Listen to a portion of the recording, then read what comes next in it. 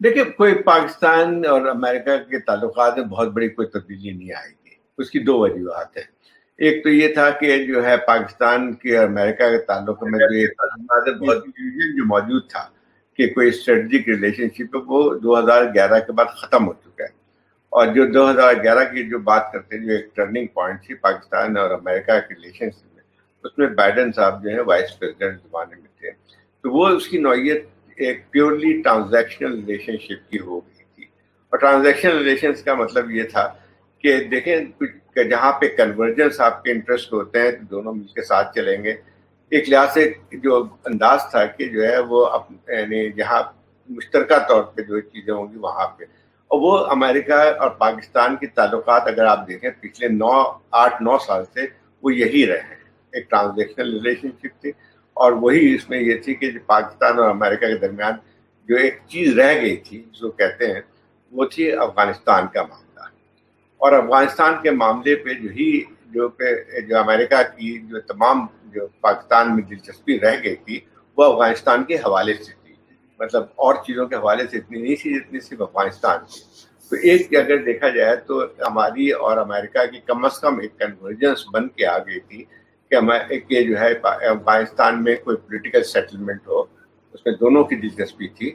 और यही वजह देखते हैं कि पिछले 1-1.5 साल में बावजूद इसके कि हमारे ताल्लुकात बहुत ज़्यादा कोई बहुत बेहतर नहीं थे, लेकिन दोनों ममालिक ने मिल के जो है अफगानिस्तान के मसले पे एक जो भी किरदार था वो अदा किया।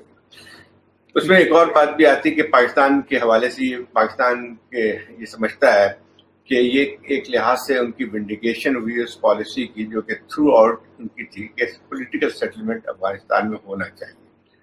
फर्क जो सिर्फ आएगा वो ये है कि ट्रंप के ज़माने में एक जो पॉलिसी रहती थी वो अनप्रिडिक्टेबल होती थी, मतलब किसी दिन आपने सुबह उठ के ट्विटर पर गालियां दे दी और दूसरे दिन बड़ी तारीफ कर दी, वो नहीं होगी। एक तसलसल उसमें रहेगा।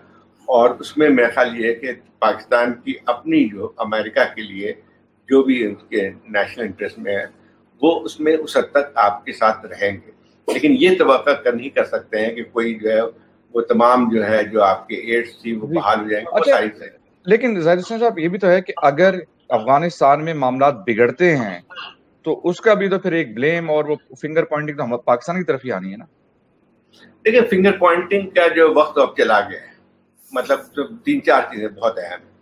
अगर पूरी चीज़ों का मुताला करें आप पाकिस्तान और अमेरिका के जो ताल्लुकात में जो रहा है, इसमें बहुत शिद्दत के साथ इख्तिलाफात भी हुए हैं, बहुत ही ज़्यादा जो है एक जिसको कहते हैं कि नाखुशगवारी भी हुई थी। वो 2-3 वजूहात से। एक सबसे बड़ी अमेरिका की शिकायत पाकिस्तान की तरफ से ये थी कि तालिबान यहाँ पे सेंचुरीज बनाए हुए हैं और जो कि इस्तेमाल करते हैं अमेरिका के खिलाफ। और दूसरी सबसे बड़ी वसी में जब तालिबान के हवाले से हक्कानी नेटवर्क के हवाले से बात आती जी जी, तो अगर थोड़ी अगर आप इसकी बात कर लें तो ये तमाम दो चीज़ें जो है बहुत ज़्यादा नुमाया तौर पर आती थी। अब तो सवाल ये पैदा होता है जब अमेरिका ने तालिबान के साथ जो पीस नेगोशिएशन किए उसमें हक्कानी नेटवर्क भी एक हिस्सा है। हक्कानी जो है सिराजुल हक्कानी जो है वो एक नायब वो अमीर हैं इसके तालिबान के, तो इस लिहाज से वो चीज़ तो ख़त्म हो जो एक इरिटेटिंग पॉइंट थी, क्योंकि अब अमेरिका ने उनसे बातचीत की है, पीस डील की है। लेकिन उसमें यकीनी बात यह है कि जो आसान नहीं है, जो दूसरा मरहला है इस वक्त इंट्रा अफगान डायलॉग का, वो थोड़ी बहुत ब्रेक थ्रू तो ज़रूर हुई है, लेकिन ये एक लॉन्ग ड्रॉन प्रोसेस है।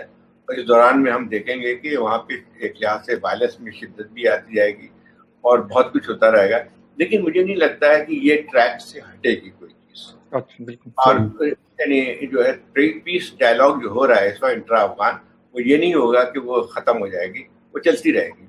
उसमें एक फाइट भी होती रहेगी और टॉक भी होती रहेंगे, लेकिन उसमें दोनों ममालिक के दरमियान एक हमांगी ज़रूर है कि किसी तरह पे वायलेंस को कम किया जाए और एक पीस डील को किसी नुक्ते पे पहुंचाया जाए।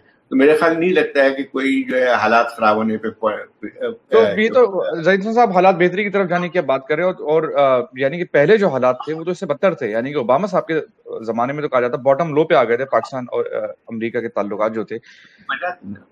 बिल्कुल, बहुत तब्दील हो गए ना, मैं बुनियादी तब्दीली आ गई है ना, फंडामेंटल जो है अब शिफ्ट हो चुके हैं। बिल्कुल कि ओबामा के दरमियान जो पहले जब 2011 की बात करते हैं تو وہاں پہ نیگوشیٹڈ پیس سیٹلمنٹ کی کوئی گنجائش اس طرح سے نہیں تھی.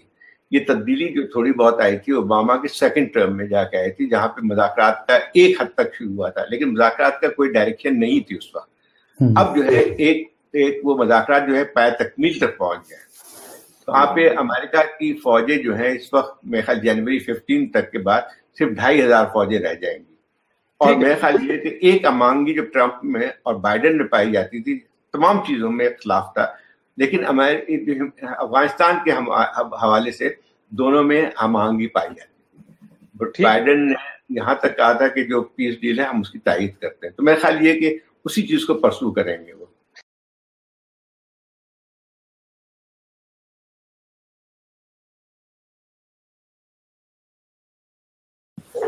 جب بھی کوئی فارن پالیسی کے کوئی بھی آپ جو میجر لیتے ہیں یا پالیسی بناتے ہیں تو ایک فیکٹر نہیں ہوتا ہے, اس میں کئی اور چیزوں کو بھی شامل کرتے ہیں. اب یہ کہ صرف اس وجہ سے کہ اسرائیل بہت ترقی یافتہ ہے, صحیح ہے, بہت ترقی یافتہ ہے, بہت سارے اس کے وہ بھی ہیں, لیکن اس کا مطلب یہ نہیں ہوتا ہے کہ صرف وہی بیسس جو ہے کسی کی پالیسی کی آپ کی تبدیلی کی وجہ بن سکتی ہے. ایک سب سے بڑی بات یہ کہ پاکستان اور اسرائیل کے تعلقات میں براہ راست کوئی کنفرنٹیشن اس طرح کی نہیں ہے, کبھی رہی نہیں ہے جس طرح سے مڈل ایسٹ کے دوسرے ممالک کے درمیان ایک تصادم کی کیفیت تھی, وہ نہیں رہی ہے. اور اس میں لیکن یہ تھا کہ چند چیزیں ایسی تھیں جس کی وجہ سے پاکستان نے تسلیم نہیں کیا اسرائیل کو. حالانکہ اسرائیل کے ساتھ مختلف طریقے سے ایک سیکریٹلی بھی آپ کے تعلقات رہے ہیں, ایسی بات نہیں ہے کہ بالکل یہ ہمارے کٹ کے رہے ہیں. 1980s میں جب افغان ریزسٹنس چل رہی تھی, جس کو افغان جہاد کہتے ہیں, جبکہ سعودی عربیہ اور امریکہ کی امداد جاری تھی مجاہدین کے لیے, اس وقت اسرائیل کا بھی ایک بہت بڑا رول رہا تھا یہاں پہ. اور یہاں پہ ہتھیاروں کی بہت بڑی تعداد جو ہے وہ اسرائیل کے تھرو آتی رہی ہے. اور پاکستان کی ملٹری اسٹیبلشمنٹ کے ایک حد تک اسرائیل کے ساتھ مطلب وہ نہیں ہے کہ کوئی براہ راست تعلق, بلکہ انڈائریکٹ تعلقات رہے ہیں. اس طرح کی نہیں تھی کہ جو ہے بالکل ہی ایک بالکل کلوز وہ نہیں تھا, بلکہ یہاں تک تھی کہ جنرل مشرف کے زمانے میں ایک حد تک جو اوپننگ بھی ہوئی تھی, ملاقاتیں بھی ہوئی تھیں. اور آپ کو یاد ہوگا کہ جو ہے 2005 میں جو اس کی ایپیک جو ہے, جو کہ اسرائیل لابی سب سے بڑی ہے, وہاں پہ مشرف کو وہاں پہ یعنی ایک خطاب بھی کیا تھا انہوں نے, اور کافی اچھے تعلقات سے تھے. تو اس لحاظ سے کنفرنٹیشن نہیں تھے, لیکن تسلیم کرنے کی جب بات آتی ہے تو بہت سی چیزیں اور بھی سامنے آتی ہیں.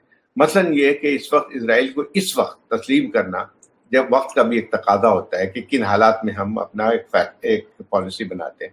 اس وقت کون سی اس وقت جو ہے دیکھا جائے خود مڈل ایسٹ کی جو لوگ تسلیم کر رہے ہیں, وہ اس بات کو شاید دوسری وجوہات زیادہ ہیں جس کی وجہ سے تسلیم کیا انہوں نے.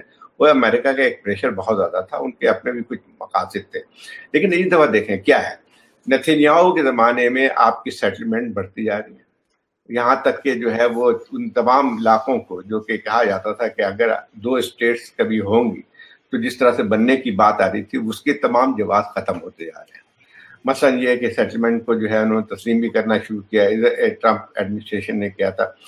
ایسٹ جیروسلم میں جو ہے وہ امریکہ نے جو ہے وہاں پہ اپنی ایمبیسی بھی وہاں پہ شفٹ کر دی تھی. تو یہ تمام ایک ہمیشہ کسی پالیسی جب شفٹ ہوتی ہے کسی چیز میں فرض کے تسلیم کرتے ہیں تو اس چیز کو ضرور دیکھنا چاہیے کہ اس کا پس منظر کیا ہے. تو اس وجہ سے آپ کو لگے گا کہ اس میں آپ کے اسرائیل جو ہے جو پالیسی ایکسپینشنزم کی پالیسی ہے تو وہ ایک مضبوط ہوتی ہے. اور یہی بات جو ہے یہاں پہ جو مڈل ایسٹ کے کنٹریز نے تسلیم کیا ہے اس میں وہی بات سامنے آتی ہے کہ اس وقت آپ کی تسلیم کرنے سے وہاں پہ جو ہے جو ایکسپینشنسٹ قوتیں ہیں, جو کہ رائٹ ونگ اسرائیل کی حکومت ہے, اس کو تقویت پہنچتی ہے. تو میرا خیال یہ کہ وقت ایک بہت اہمیت رکھتی ہے کہ اگر فرض کیجیے اسرائیل کو کنسیشن دینے کے تیار تھا, کوئی دوسری اور حکومت ہوتی جس میں یہ کہ کم از کم 2 اسٹیٹ کا جو تصور تھا اس کے پہ مذاکرات آگے بڑھ رہے ہوتے, تو آپ یہ کہہ سکتے ہیں کہ اس وقت تسلیم کرنے کی کوئی گنجائش تھی. لیکن آج کے حالات میں میرا خیال یہ ہے کہ یہ چیز نہیں ہے, بلکہ اس میں یہ ہے کہ جو لوگ, جیسے ایک مثال ہے, جب UAE نے تسلیم کیا تھا اس کو, تو اس وقت ایک بات کی تھی کہ اس کی وجہ سے سیٹلمنٹ رک جائیں گی. یہ ایک لفظ استعمال کیا تھا انہوں نے کہ اسرائیل آمادہ ہو جائے گا کہ وہ جو ایکسپینڈ کر رہا ہے اس کو روک دے گا. لیکن دوسرے دن ہی بیان نیتنیاہو کا ہے کہ اگر ہم سسپینڈ کر بھی رہے ہیں تو وقتی طور پہ سسپینشن ہے. تو یہ تمام چیزیں جو ہے آپ اس کو ایک اور فریق بھی موجود ہے، اسرائیل کی سے ہم بات کرتے ہیں، دوسری بات پیلسٹینینز بھی ہیں وہاں پہ. پیلسٹین کے ساتھ جو ہے جو ان کی حق خود اختیاری کی بات ہے، وہ صرف اس وجہ سے نہیں ہے کہ مسلمان ہیں، بلکہ ایک خطہ ہے، وہاں کے لوگ ہیں، ان کی حق خود اختیاری کی بات ہے. اگر کوئی بات اس میں آگے بڑھتی ہے تو پھر کوئی جواز بھی بن کے آتا ہے، لیکن اس کے بغیر کوئی جواز بن کے نہیں آتا ہے. اور ہمارے لیے کوئی بہت زیادہ کوئی جیسے لوگ کہتے ہیں کہ دروازے کھل جائیں گے، وہ سارا کچھ نہیں ہوگا. اس طرح سے نہیں ہوتا ہے کہ جیسے ہم نے تسلیم کیا معلوم ہے اسرائیل کے جو ہے امداد بھی آنی چاہیے، ویسا چیزیں نہیں ہوتی ہیں. جی زاہد بھائی یہ بتائیے گا کہ یہ جو سعودی عرب اور یو اے ای ان لوگوں کے اوپر کیا پریشر ان کو کیا حاصل ہو رہا ہے کہ کیا مطلب صرف یہ کہ جی ایران کے خلاف جو ہے ہم طاقتور ہو جائیں گے؟ سب سے بنیادی چیز ایران کے خلاف اس وقت دیکھیں نا، اس وقت جو بھی جو پالیسی ہے یا جو یہ جو ہے ایک کامن کاز بن کے آیا ہے، اس میں نہ فلسطینینز کا کوئی اصول کی بات ہے، نہ فلسطینینز کی رائٹس کی بات آتی ہے. سمپل سی بات یہ ہے کہ جو ہے اسرائیل اور اس وقت سعودی عربیہ یا گلف کی اسٹیٹ ہیں، ان کے درمیان جو ایک کامن فیکٹر ہے وہ اینٹی اسرائیل ہے، وہ اینٹی ایران ہے فیکٹر. اسی طرح دیکھیں کہ جو ہے جب ٹرمپ ایڈمنسٹریشن نے ایران کے ساتھ یونیلیٹرل جب انہوں نے اس کو نیوکلیئر ڈیل کو ختم کیا تھا، دو کنٹریز جو خاص طور مڈل ایسٹ کے تھے جن کو بھرپور حمایت حاصل تھی ان کی، ایک تو سعودی عربیہ اور گلف کنٹریز اور اسرائیل کی. باقی میرے خیال دنیا کے کسی اور ملک نے جو ہے وہ میرے خیال اس کی تائید نہیں کی تھی، لیکن انہوں نے ضرور تائید کی تھی. اور اسی وجہ سے جو تعاون جو بن رہا ہے وہ نہ ہی کسی اصول کی بنیاد پہ، نہ کسی اور کے فلسطینینز کی رائٹس کی حمایت میں بات ہو رہی ہے، بلکہ خالصتاً جو ہے جو جیو پالیٹکس ہے ریجن کی، اس کے حوالے سے سارا ہے یہ ہو رہا ہے. اور اگر دیکھا جائے اسی تناظر میں اگر ہم دیکھتے ہیں اپنے پالیسی کے، تو اس جیو پولیٹیکل میں جہاں پہ ایران ورسز جو ہے ریسٹ کی بات آتی ہے، تو کیا ہمارے لیے یہ چیز سودمند ہوگی؟ نہیں ہوگی. اس لحاظ سے تو یہ چیز ہے کہ اس کو صرف یہ نہیں دے سکتے.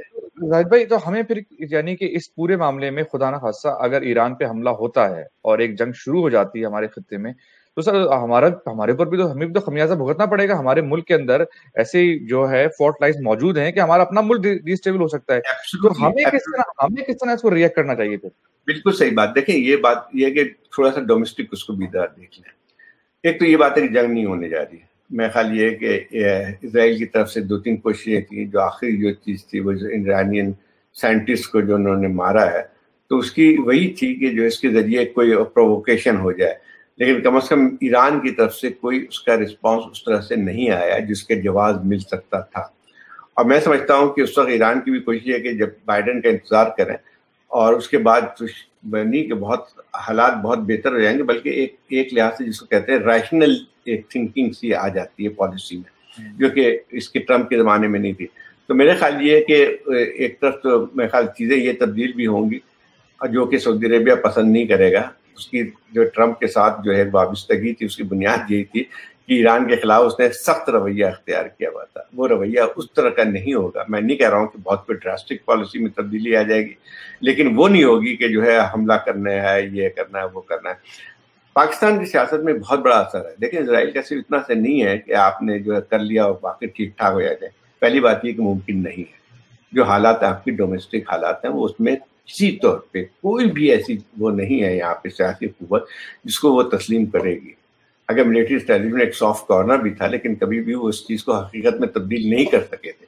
آپ کو یاد ہوگا جب مشرف کے زمانے میں بہت اچھی خوشگوار تعلقات تھے، لیکن اس نہج پہ نہیں پہنچے تھے کہ اس کو ریکگنائز کر دے، حالانکہ اس وقت حالات اس سے بہت مختلف تھے جو کہ آج کے ہیں.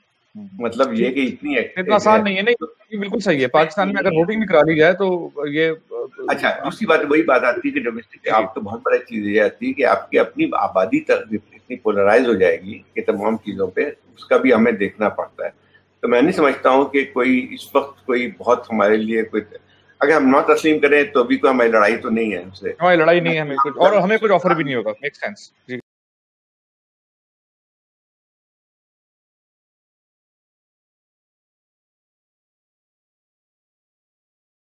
دیکھیں دو چیزیں. پہلے تو جو ہم فارن پالیسی پہ بات کر رہے تھے، تو پہلے فارن پالیسی کیا چیز ہوتی ہے؟